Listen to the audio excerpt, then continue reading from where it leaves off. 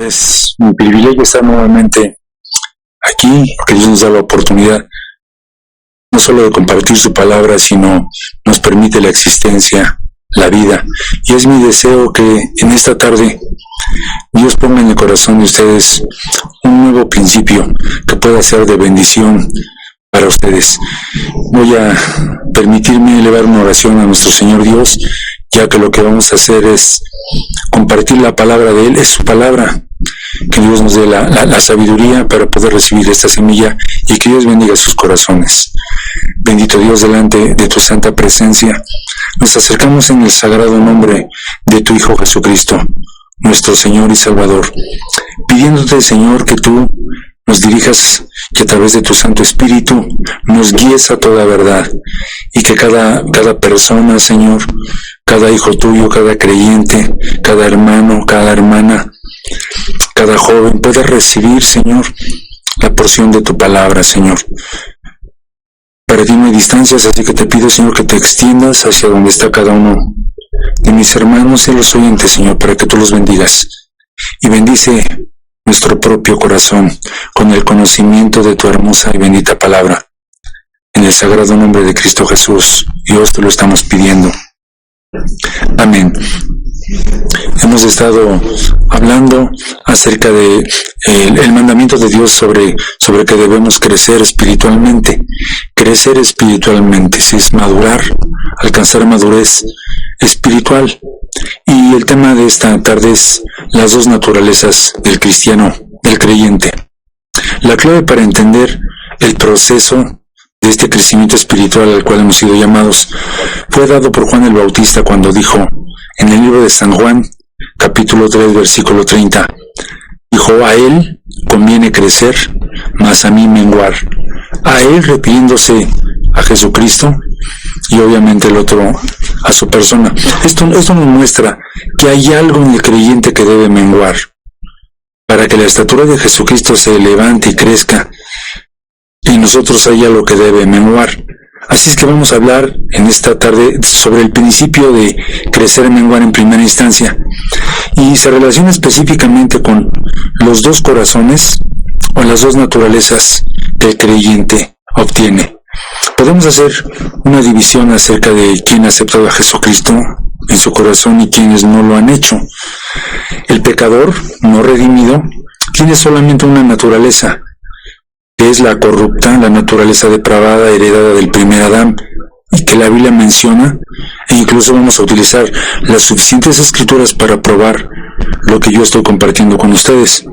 La Biblia nos enseña que el hombre es pecador primero por nacimiento, y luego en segundo lugar es pecador por obras o por elección. Tenemos dos citas en el libro de los Salmos que nos ayudan a probar precisamente este principio. El rey David escribió en el Salmo 51:5: he aquí, en maldad he sido formado, y en pecado me concibió mi madre. Esta cita nos enseña que somos pecadores por nacimiento o por herencia. Y en otro salmo, Salmo 58:3, el rey David habló acerca de la maldad que hay en el corazón humano, que hace que una persona deliberadamente escoja pecar. Y esto ya no es por herencia, sino por elección. Y dice así: enajenáronse los impíos desde la matriz, descarriáronse desde el vientre, hablando mentira. Esto es bien importante, porque aquí tenemos tres cosas que menciona en relación al corazón depravado: mentira, enojo, rebelión. Por ejemplo, la mentira. Pronto aprendemos a hablar mentiras y a doblar nuestra lengua como arcos para este propósito. Nos damos cuenta que pronto los niños pequeños dicen una mentira para excusar una falta, para obtener lo que quieren o para elogiarse a ellos mismos, deshonrando a Dios. Y los pecados de la lengua son algunas de las primeras transgresiones que el hombre comete contra Dios. Después, el enojo que menciona aquí. Nuestro veneno es nuestro enojo. Es como el veneno de una serpiente, innato, venenoso y muy dañino. La curación para este veneno nunca puede ser encontrado aparte de Jesucristo. No hay cura. porque si nos permiten alguna oportunidad podemos ver algo acerca del enojo como una energía.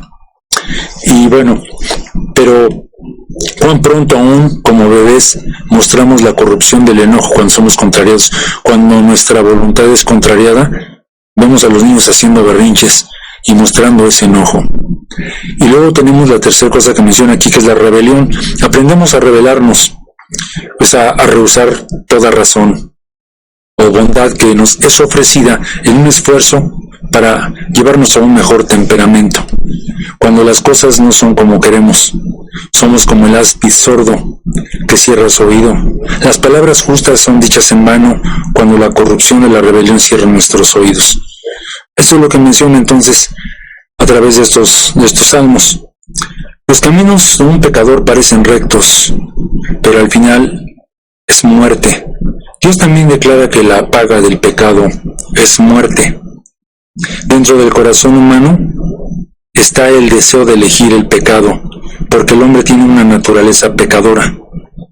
Cuando los primeros padres de la humanidad, Adán, hombre y mujer, como Dios los llamó en Génesis 5:2, pecaron en el huerto de Edén, toda la semilla en el corazón humano se corrompió con el pecado. Dios no pudo encontrar un rincón limpio en el cual plantar una semilla de justicia. Una semilla de justicia que pudiera dar fruto bajo su cuidado. Todo el corazón del hombre se había corrompido. Todo ser humano nace con una naturaleza pecadora, depravada. Y sin embargo, cuando una persona acepta a Jesucristo como su Señor, como su Salvador, entonces el Señor crea un nuevo corazón, una nueva naturaleza, un nuevo hombre dentro de él, en forma de una pequeña semilla. Este nuevo corazón espiritual es creado en justicia y verdadera santidad. El Señor le dijo a Nicodemo en San Juan capítulo 3, es necesario nacer de nuevo. Y en cuanto este hombre, siendo un maestro en Israel, no lo alcanzó a entender, Jesucristo le tuvo que explicar que el nacimiento era del agua y del Espíritu, un nacimiento espiritual. Es necesario nacer de nuevo, le dijo él. En Salmo 51:10, nuevamente en este hermoso salmo, el rey David dice, crea en mí, oh Dios, un corazón limpio, y renueva un espíritu recto dentro de mí. Así que entendemos que tenemos una bendición cuando recibimos a Cristo, porque en cuanto no desaparece el viejo corazón, la vieja naturaleza que heredamos, que nos hace elegir por el pecado y cometer pecado, tenemos ahora una nueva naturaleza dentro de nuestro corazón que debe crecer. Y aquí nos encontramos con este conflicto que cada creyente tenemos, un conflicto entre lo que debemos hacer, lo que no debemos hacer lo que debemos hacer, y luego de la otra manera exactamente lo contrario. Pero regresando a la cita original, a él conviene crecer, a mí menguar, dice San Juan 3:30. El menguar o la disminución en el corazón viejo y carnal a cambio del crecimiento del nuevo corazón. Si pudiésemos hacer un corazón imaginario, un corazón grande, y luego poner dentro de ese corazón grande un pequeño corazón dentro, podemos de alguna manera hablar de ambos corazones de acuerdo a lo que la Biblia dice y cómo los llama. Recuerden que cuando aceptamos a Jesucristo como nuestro Salvador personal, Él lava nuestros pecados con su propia sangre. No existe absolutamente nada que pueda limpiar nuestros pecados, solo la sangre de Jesucristo.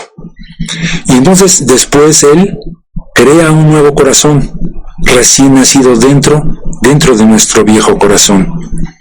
Déjenme hablar acerca de tres nombres que se le da al viejo corazón, y luego les voy a mencionar 3 nombres que se le da, las 3 formas o 3 nombres al nuevo corazón. Entonces, el viejo corazón. Primeramente, tenemos en Jeremías, voy a mencionar algunas citas, cómo se refieren al viejo corazón y las cosas que hay dentro en el viejo corazón. Jeremías 17:9 y 10 dice así: engañoso es el corazón más que todas las cosas y perverso. ¿Quién lo conocerá?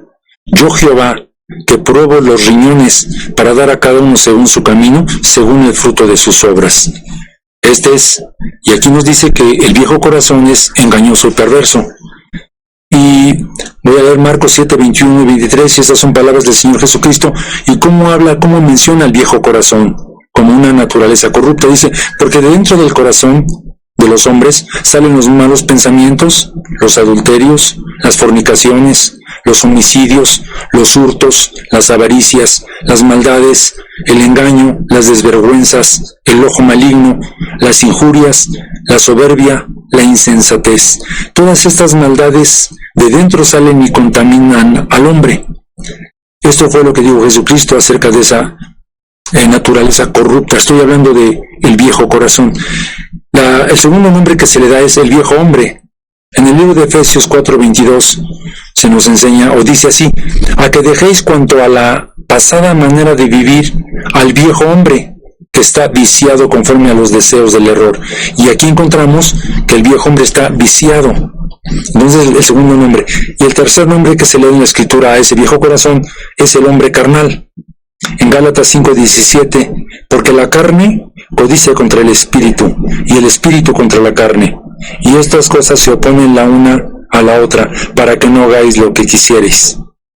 El viejo corazón es completamente depravado, porque todas las semillas que están dentro de él poseen la naturaleza pecadora de Lucifer caído en su forma de serpiente, que se unió a la voluntad humana de la mujer en el huerto de Edén.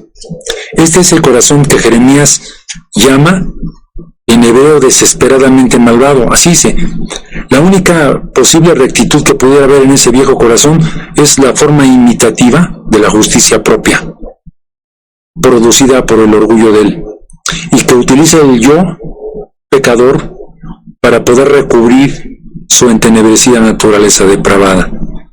Ahora, déjenme mencionarles las citas que hablan del nuevo corazón o la nueva naturaleza. En 1 de Juan 3:9 dice así, cualquiera que es nacido de Dios no hace pecado, porque su simiente o su semilla está en él, y no puede pecar porque es nacido de Dios. Esto se refiere a ese nuevo corazón que fue puesto en nosotros cuando recibimos a Cristo, y dice que este corazón no peca. Y en 1 de Timoteo 1:5 dice así, pues el fin del mandamiento es la caridad nacida de un corazón limpio y de buena conciencia y de fe no fingida. Así que entendemos que este nuevo corazón es de una naturaleza pura y limpia. El segundo nombre que se le da al nuevo corazón es nuevo hombre, que es justo y que es santo. En Efesios 4:24 dice así, y vestir el nuevo hombre que es creado conforme a Dios en justicia y en santidad de verdad. Y luego tenemos el tercer nombre que se le da como el hombre espiritual, y se nos enseña que este hombre espiritual, este nuevo corazón, esta nueva naturaleza, es fructífero.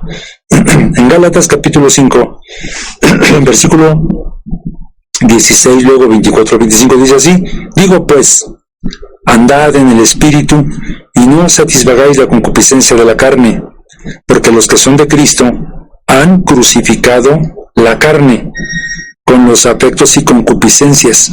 Si vivimos en el Espíritu, andemos también en el Espíritu. Y luego dice más, el fruto del Espíritu es, y enumera 9 frutos del Espíritu, de los cuales en su oportunidad podemos de alguna manera compartirlo y verlo. 9 frutos del Espíritu. Solo quiero dejar en su mente, si más adelante Dios nos lo permite, que podamos ver la diferencia entre dones del Espíritu y frutos del Espíritu. Los frutos del Espíritu son la consecuencia de una madurez.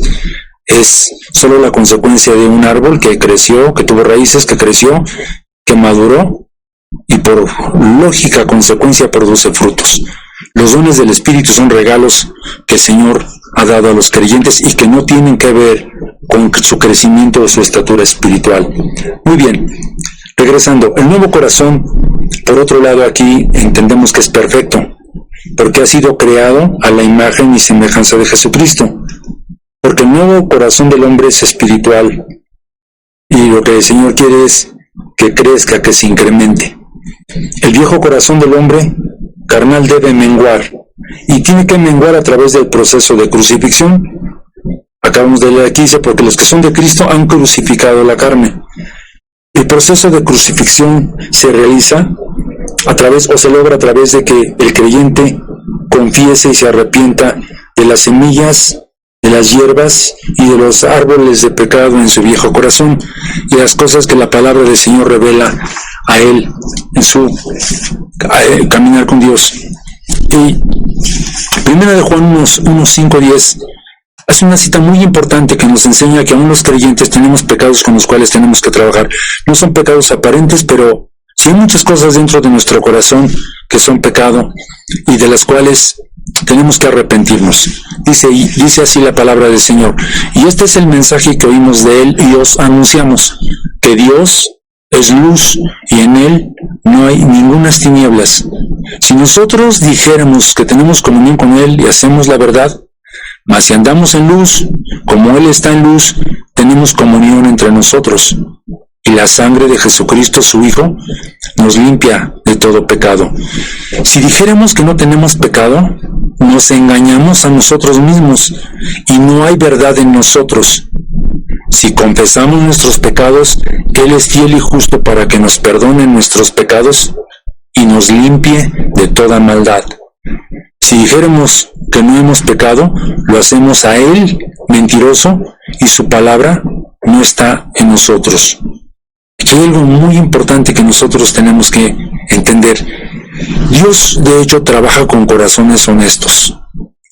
Nosotros tenemos que ir a la palabra de Dios, que será como un espejo que revele las muchas actitudes, los muchos resentimientos, las muchas tristezas, las muchas angustias, las murmuraciones y quejas que constantemente brotan de nuestros labios y que son pecados que ofenden a Dios, y que tenemos que reconocer que aunque seamos creyentes, aunque tengamos dones espirituales, aunque tengamos ministerios, siempre tenemos la necesidad de un arrepentimiento.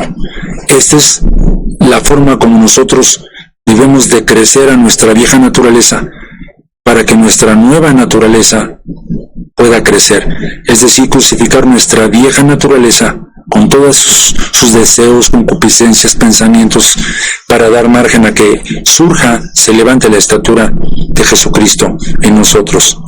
El apóstol Pablo da testimonio en algunas citas, y él se refirió a la crucifixión y muerte de su carne.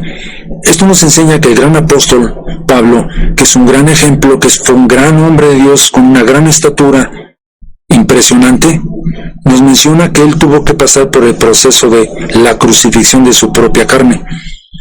Y en algunas citas nos lo menciona, por ejemplo, en 1 Corintios 15:31 dice: si por la gloria que en orden a vosotros tengo en Cristo Jesús, Señor nuestro, cada día muero.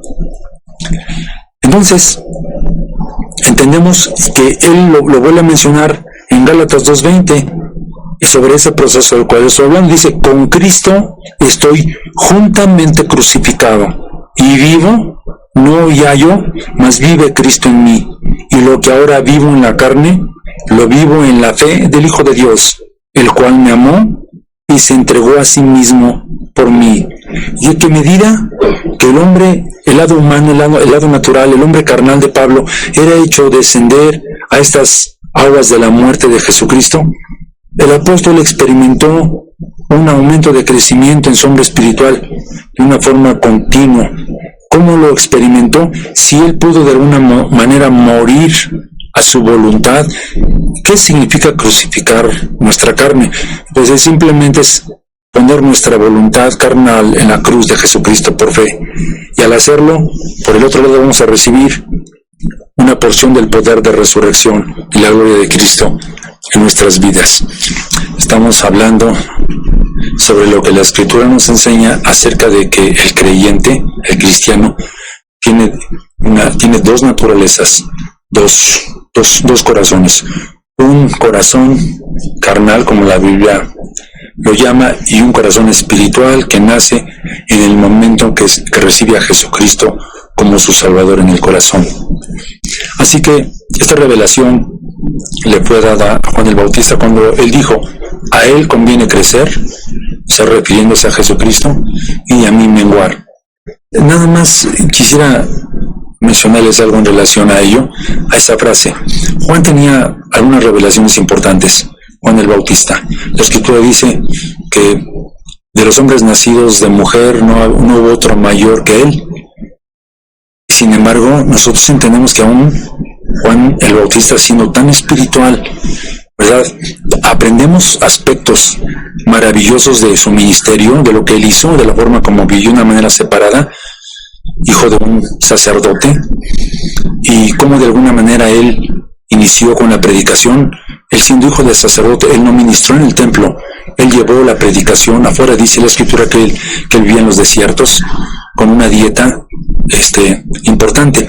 Pero cuando él está diciendo que a Jesucristo conviene crecer y él menguar, también incluía el ministerio de Juan el Bautista, porque Jesucristo, el Cordero de Dios, era quien iba a continuar el ministerio que inició Juan. Él solamente era una voz en el desierto que tenía que preparar el camino para la venida del Señor. Así que lo que realmente Juan tenía que haber hecho, no teóricamente sino experimentalmente, es haber entregado su ministerio a Jesucristo en las manos de él, y tuvo que haberse convertido en un seguidor de Jesucristo, porque no podía ya él tener sus propios discípulos y su propio ministerio cuando había aparecido Jesucristo, el Rey de Reyes, el Hijo de Dios, para establecer un ministerio real desde el punto de su sacrificio en adelante, donde fue fundada la iglesia. Entonces, creo que en este sentido, Juan el Bautista no hizo que menguara su ministerio, aunque el Señor de todas maneras hizo que su ministerio menguara, es decir, refiriéndome al de Juan, al cual finalmente fue encarcelado y finalmente perdió la vida, perdió la cabeza. Pero regresando, estamos en relación al apóstol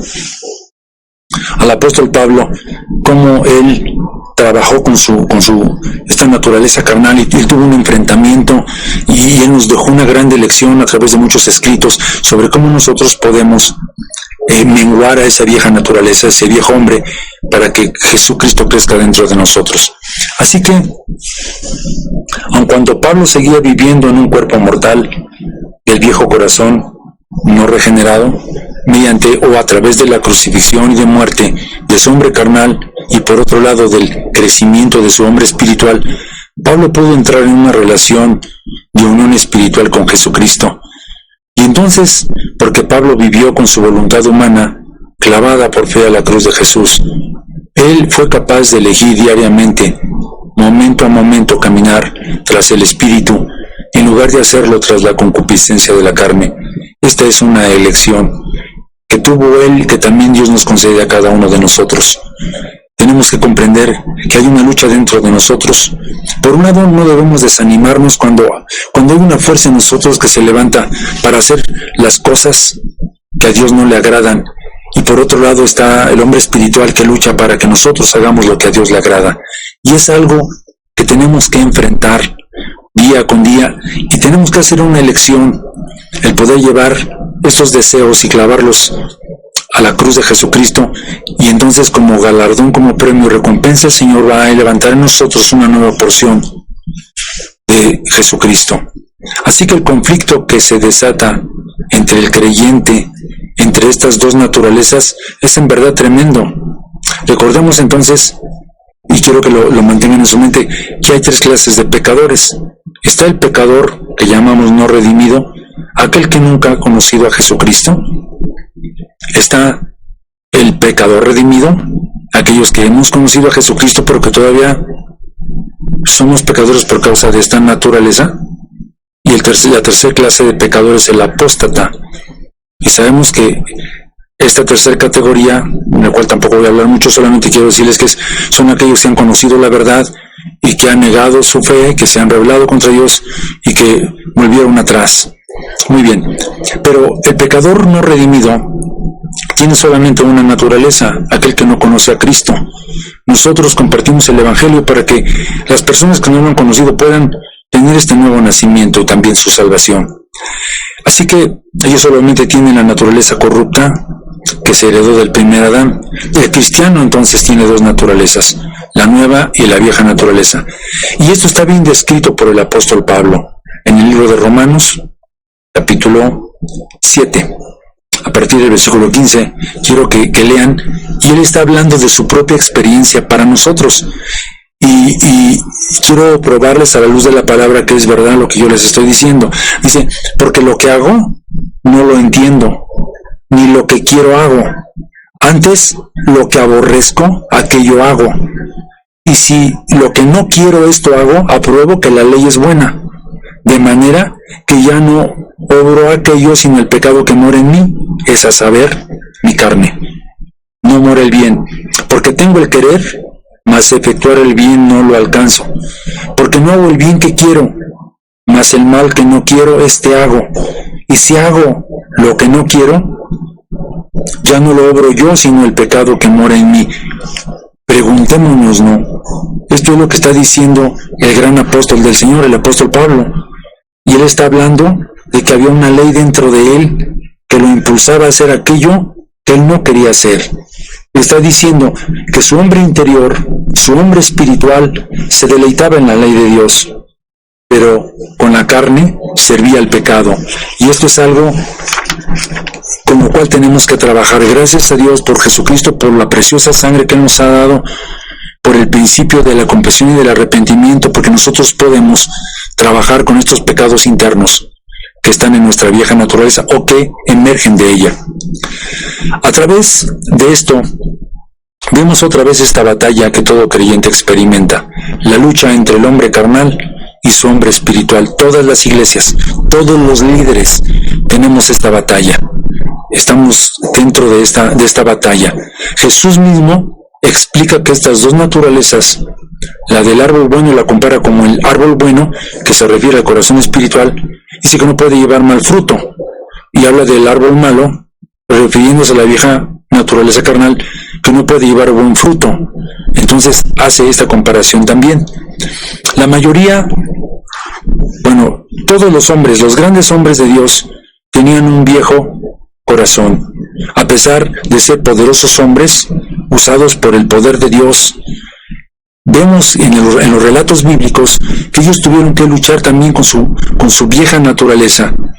Nos lo presenta primeramente el apóstol Pablo, pero tenemos otros en los registros bíblicos donde intervino su corazón carnal en diferentes hombres. El gran profeta Moisés cometió, por ejemplo, un homicidio que le hizo huir. Y yo puedo comprender un poquito esto porque vamos a tomar en el siguiente fragmento la actitud que tuvo Moisés en su ministerio con Dios, y vamos a identificar algunos puntos donde él tuvo que arrepentirse, donde su viejo hombre intervino y le causó grandes problemas, pero solamente por mencionarlo así. La Biblia dice que no había otro hombre más manso que Moisés, un hombre humilde con una mansedumbre tremenda. Y sin embargo yo me he puesto a pensar, a pesar de ser el hombre más manso de la tierra, cometió un homicidio. Y luego esto le hizo huir. Y luego cuando Dios lo llamó en Horeb, Dios llamó su atención. Él no quería regresar a Egipto y Dios tuvo que hablar con él porque no quería liberar al pueblo. Y luego empezó a quejarse de algunas cosas que Dios le ordenó que hiciera y empezó a cuestionar con Dios. Y luego si pensamos en el profeta Elías, por ejemplo, tuvo una gran demostración en el Monte Carmelo. Su oración, a través de su oración hizo que el cielo se cerrara y no lloviese. Tenía tanta fuerza en su oración, tenía tanta entrega que hizo posible que las leyes de la naturaleza le obedecieran. Luego, en el Monte Carmelo, juntó a todos los profetas de Baal e hizo una gran demostración, y a través de su oración hizo que fuego sobrenatural descendiera del cielo y consumiera el presente. Fue una gran victoria ese día, una grande demostración. Sin embargo, un día después recibe un recado de la malvada Jezabel y ella lo amenaza de muerte. Y a través de este recado él se llena de temor. Su hombre carnal, su hombre viejo empieza a trabajar con él. Y entonces se va camino de un día, se sienta debajo de un enebro, deseaba morirse, empieza a decir que mejor le era morir. Y entendemos de alguna manera que aquí estaba trabajando este aspecto de su viejo hombre, de su vieja naturaleza. La Biblia dice en el libro de Santiago que Elías era igual que nosotros, sujeto a pasiones. Ahora obviamente está hablando de pasiones que vienen de la naturaleza carnal. Y todo esto que les estoy compartiendo a ustedes es para decirles que tenemos esperanza cuando se levantan en nosotros las tentaciones, cuando se levantan las luchas, cuando se levanta el resentimiento, la depresión, la tristeza en nosotros como creyentes, y cuando por un lado se nos dice que debemos de ser toda fuerza, toda victoria, pero hay dentro de nosotros algo que nos dice, que nos muestra que no estamos así, que no nos sentimos de esa manera. No tenemos por qué en un momento dado ser insinceros con Dios, porque Dios conoce lo que hay en nuestros corazones, pero sí podemos ser honestos con Él e ir al cuarto de la honestidad y decirle: Señor, dentro de mi corazón se está levantando el enojo, se está levantando el resentimiento.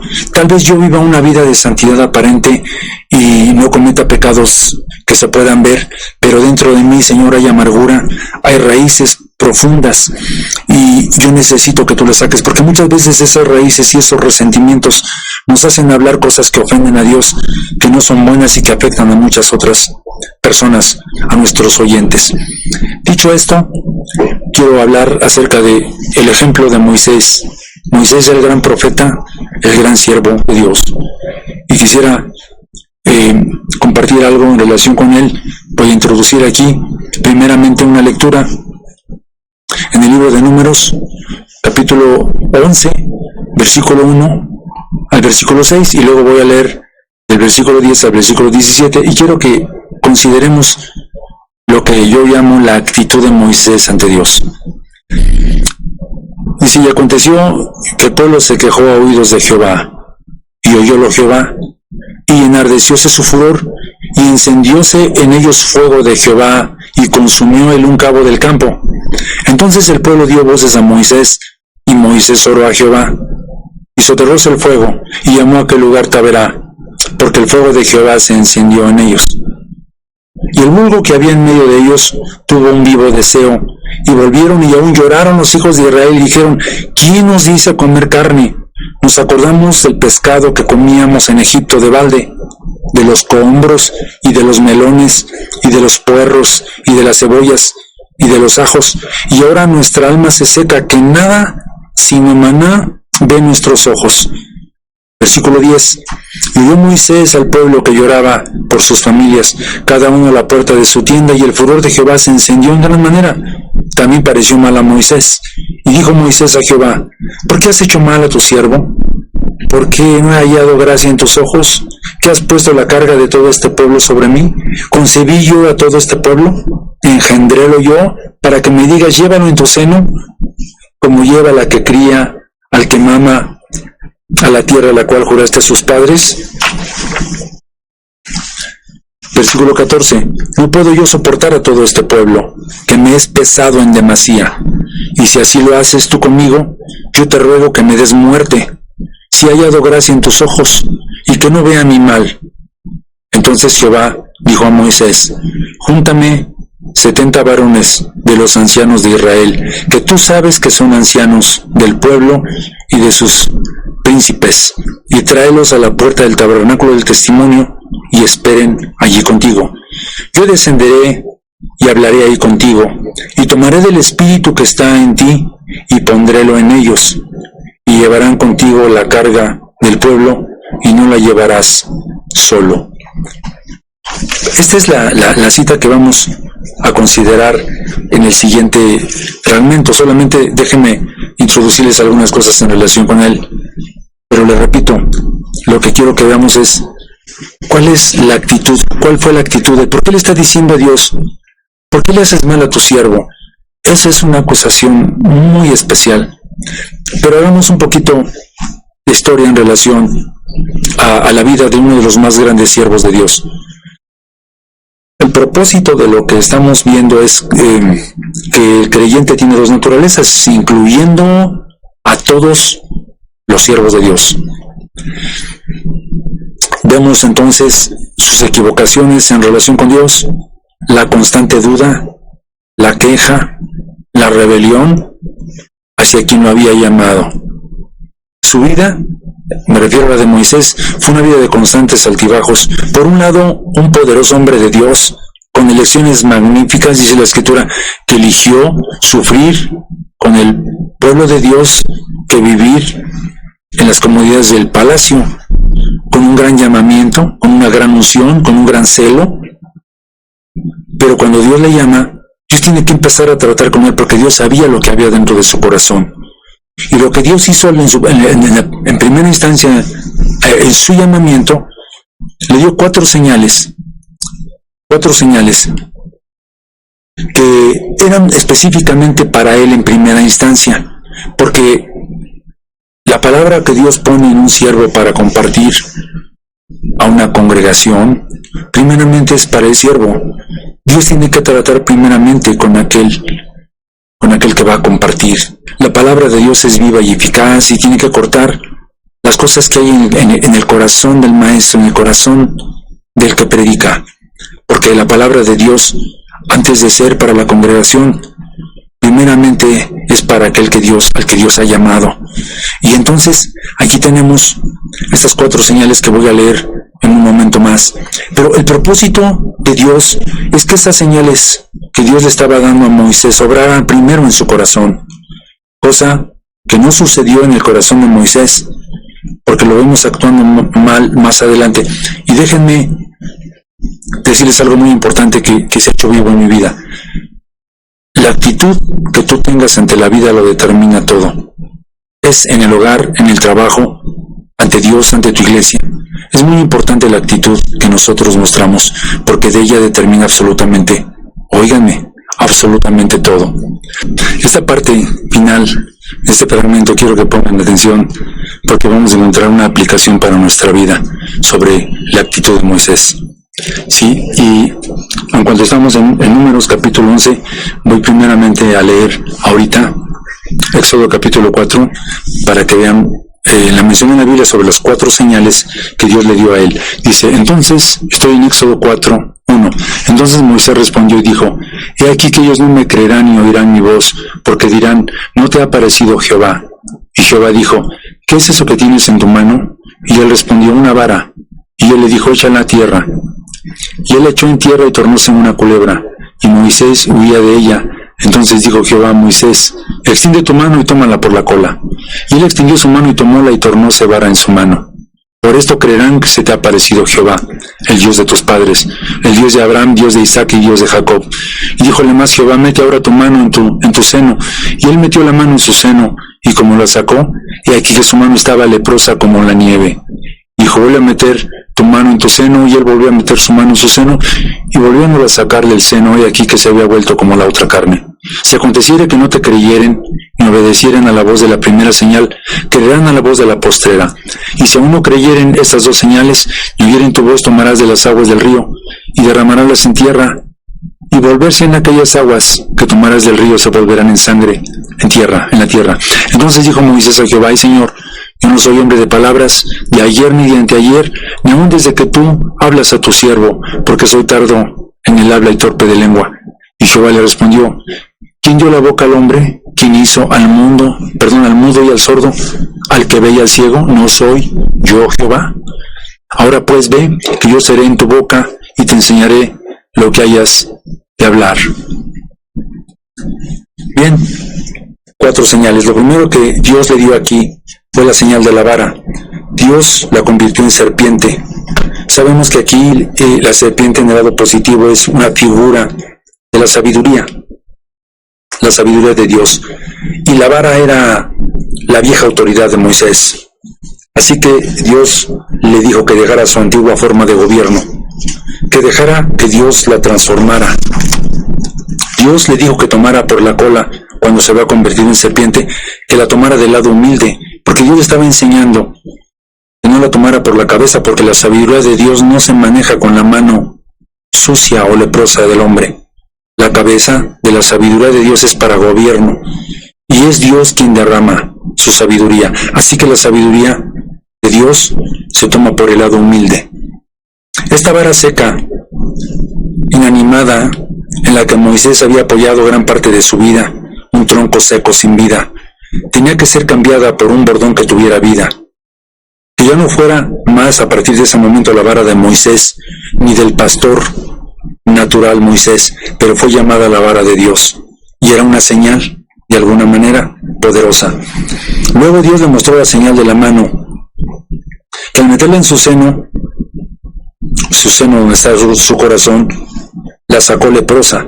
Y Dios le estaba mostrando la lepra de incredulidad que había en su corazón. Le estaba mostrando ese aspecto insensible, porque déjenme decirles que una de las características o evidencias de la lepra es que se pierde la sensibilidad. Hay 4 tipos de lepra en la escritura, pero básicamente lo vamos a tomar no solamente que el Señor quería limpiar su incredulidad, sino ese aspecto que se había vuelto en Moisés insensible. Y uno puede entender cómo antes de que Dios pueda usar a alguien para que sea maestro de la palabra o pueda enseñar a otra persona o aún el evangelio, tiene que trabajar con su propia incredulidad primero. ¿Cómo puedo decirle a alguien que crea si yo no creo? ¿Cómo puedo orar por un enfermo que va a sanar si yo no creo que Dios lo va a sanar? ¿Cómo podría decirle que crea? Y la otra es, ¿cómo puedo convencer a otra persona que ame a Jesús si yo mismo no estoy enamorado de Jesús? Si yo no tengo una relación con Él, ¿cómo puedo compartir con otra persona e impulsarla para que también tenga este mismo amor? Dios nos llama para trabajar primero con nuestro corazón y dejar que Jesús sane nuestra mano leprosa, porque la mano leprosa tiene que ver con las obras. Nuestras manos nos hablan de nuestro servicio. Así que para servir a Dios tenemos que dejar que Dios sane nuestro corazón de la incredulidad, de la insensibilidad, para que seamos sensibles al toque, a la voz de Dios para nuestra vida. Y antes de querer tocar a través de la palabra a otra persona, la palabra tiene que tocar primero mi propio corazón y tiene que quebrantarme y tiene que llevarme al arrepentimiento y tiene que llevarme a una nueva relación con mi Señor, a una nueva porción de su amor. Si mi corazón o el corazón está leproso, todas las obras lo estarán también. Así que el punto es, ¿cómo está mi corazón? ¿Cómo está tu corazón? ¿Cómo están tus manos? ¿Puedes adorar a Dios con manos limpias? Y luego la tercera señal fue el agua, sangre. Tenía que vaciarla al suelo para que se convirtiera en sangre, es decir, el agua tenía que ser tirada al suelo para que se convirtiera en sangre. La señal del agua. Esta es una demostración de derramar tu vida. Dios lo llamó para derramar su vida por la gente. Moisés tenía que entender que tenía que tener parte de la naturaleza de Dios, que es precisamente esta. Primero, derrama tu vida para Cristo, y luego podrás derramar tu vida por los demás, como Cristo lo hizo. A muchos nos gusta que otros derramen su vida y que hagan grandes cosas, pero a nosotros no nos gusta mucho eso, no nos gusta ese llamado, pero Dios quería que vertiera su sangre por el pueblo de Dios, porque la sangre nos habla de vida. Así que más tarde lo encontramos quejándose. Y luego finalmente la cuarta señal que dio fue la señal de su boca, que es la que está conectada con el libro de Números. Quejar. ¿Cómo usó su boca Moisés? Siempre se estuvo quejando ante Dios. Dios, esta gente es demasiado para mí. Es mucha la carga que ha puesto sobre mí, ya no puedo más. Así que vamos a ver las preguntas que muestran cuál fue la actitud del Señor que leímos hace un momento en el libro de Números capítulo 11. ¿Por qué has hecho mal a tu siervo? Es la primera pregunta. Porque no he hallado gracia en tus ojos, la segunda pregunta. 3. ¿Por qué has puesto la carga de todo este pueblo sobre mí? 4. ¿Acaso yo concebí a todo este pueblo y que lo crié como lo hacía una madre? 5. ¿De dónde tengo yo carne para dar a todo este pueblo? 6. ¿No puedo yo solo soportar a todo este pueblo? Y finalmente, la otra pregunta. Si tú permites esto para mí, mejor te ruego que me mates o me des muerte.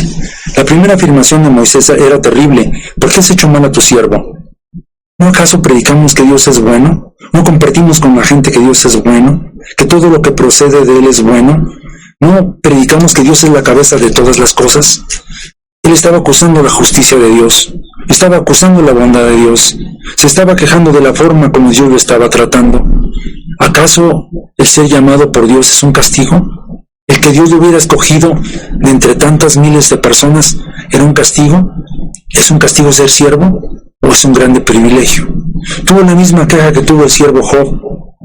Acusó a Dios de ser injusto para justificarse a sí mismo. Dijo que Dios estaba jugando con él y que Dios lo había puesto como blanco de sus saetas. Y luego la segunda pregunta, ¿por qué no he hallado gracia en tus ojos, Señor? ¿Acaso no he hallado gracia en tus ojos? ¿Qué hace la misericordia? Yo les mencioné que la misericordia de Dios aleja aquello que merecemos. Es decir, la misericordia de Dios se manifiesta no dándonos el castigo justo por las cosas malas que hacemos.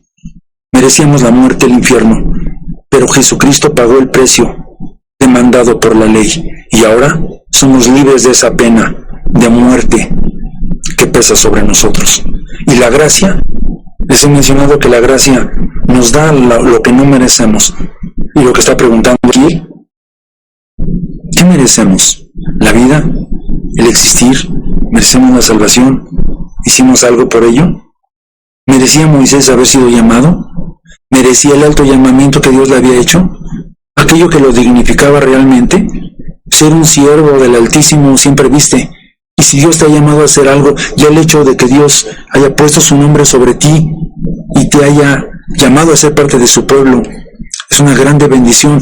Existen millones, existen miles de personas que nunca han escuchado, que nunca han recibido a Cristo, que no han tenido las bendiciones que tenemos nosotros. Sin embargo, en la misericordia de Dios, su gracia nos ha llamado a su familia espiritual.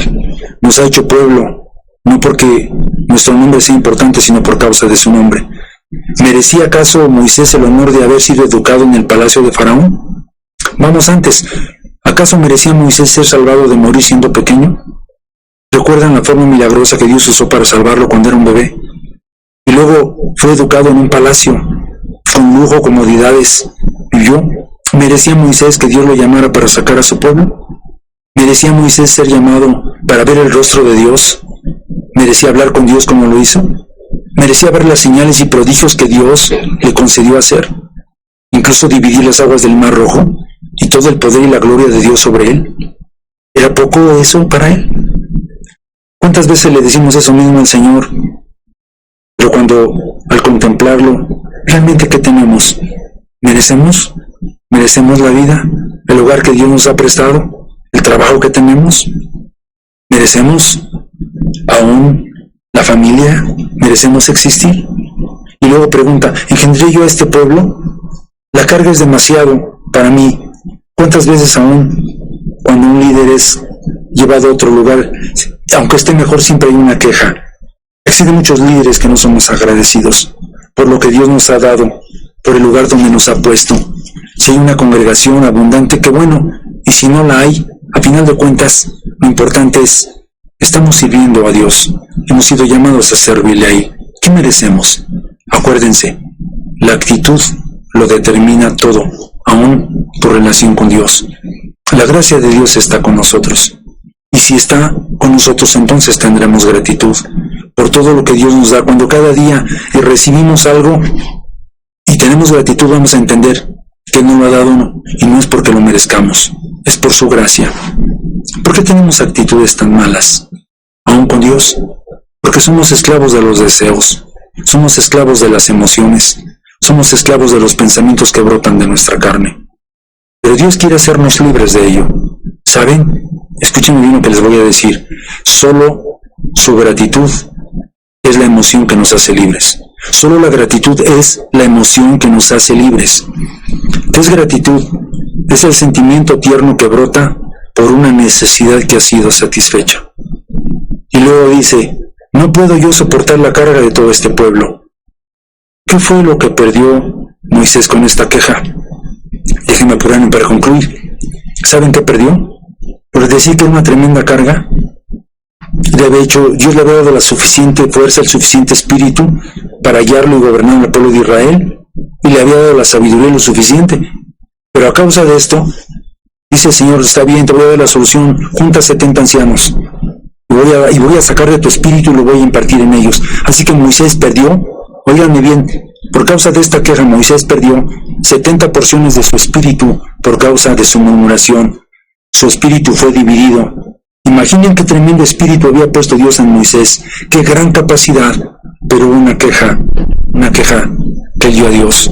Y a causa de esta actitud, él perdió muchas cosas. También he visto, nuestra boca nos mete en serios problemas, y yo he visto a muchos, y mi propia vida, tener problemas por causa de lo que decimos. ¿Cuánto perdemos por causa de nuestra queja? ¿Saben qué fue? ¿Cuál fue el pecado que evitó que Moisés entrara y a la tierra de Canaán y que la generación que salió de Egipto entrara, fue su queja, fue su rebelión, fue su desobediencia, fue su incredulidad.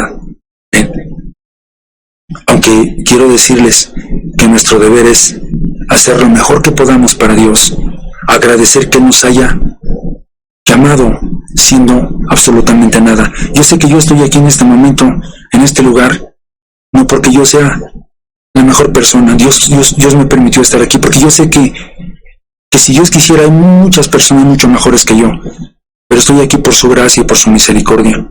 Y le doy gracias a Dios porque haya puesto sus ojos en este miserable siervo y que yo pueda hacer, y yo le pido a Dios que me ayude a hacer aquello que me llamó a hacer de la mejor manera. Y una vez que lo haga, poder voltear nuevamente hacia Él y decirle: Señor, aun cuando hice lo que tú me dijiste, sigo siendo un siervo inútil en tus manos. Damos gracias a Dios por su palabra. Yo quiero orar por ustedes y quiero que esta palabra pues sea una hermosa reflexión en su vida, y recuerden siempre que no se desanimen cuando hay una lucha dentro de ustedes, porque tenemos dos naturalezas. Señor, en el nombre de Jesús, te doy muchas gracias por la palabra que tú has compartido con nosotros, Señor. Es una reflexión sobre hechos, Señor, sobre tu gran siervo, Señor. Y a pesar de que podemos admirar sus grandes capacidades, Señor, sus grandes talentos y las renuncias que hizo Él, Señor, podemos darnos cuenta también, Señor Dios, con lo que tuvo que luchar Él, con lo que tuvo que batallar, las cosas que perdió, Señor, por esta naturaleza. Danos la oportunidad a nosotros de aprender la lección también, Señor. Y en cada momento de nuestra vida, cuando vengan las situaciones difíciles, cuando se levante en nosotros, Señor, esa cosa que quiere quejarse, esa cosa, Señor, que quiere rebelarse, recordemos que esto viene de nuestra vieja naturaleza y que tenemos la oportunidad en ese momento de poderla clavar al pie de la cruz, a la cruz, no al pie, llevarla al pie de la cruz y clavarla en la cruz. Por favor, Señor, y que se levante en nosotros, Señor, el recuerdo de las muchas cosas que tú nos has dado, Señor, y que recordemos siempre que algo, Señor, una llave que nos puede llevar hasta el fin del camino, una llave que nos puede ayudar, Señor, a crecer, es la gratitud, Señor. Permítenos ser agradecidos, Dios, y siempre estar conscientes de que todo lo que pones en nuestra mano no es algo que nosotros merezcamos, es por tu gran amor, es por tu misericordia, y que al ser dada a nosotros, levantemos, Señor, nuestro rostro con una actitud correcta delante de ti, aún en las peores situaciones, que podamos siempre decir, Señor, no con palabras, sino con un sentimiento profundo: gracias, Señor, por todas las cosas. Amén.